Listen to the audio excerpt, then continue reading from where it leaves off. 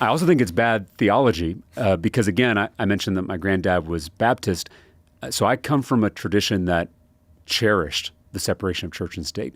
The first time that Jefferson ever used that phrase, wall of separation between church and state, it was in a letter to the Danbury Baptists. Because like any good politician, he was trying to speak their language.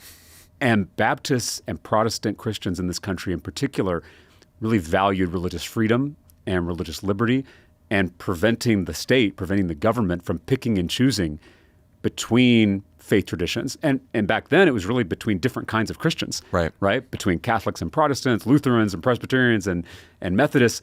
And so we have to acknowledge that the separation of church and state doesn't just benefit the state, it also benefits the church. Because once government and political power gets too cozy with religion, that's when we as a church lose our prophetic voice, our ability to speak truth to power, to call out government officials, which is a proud tradition we have in Christianity. And so when I talk to my fellow Christians, I always try to emphasize how this benefits us to have this separation, to have this establishment clause and this free exercise clause in the First Amendment.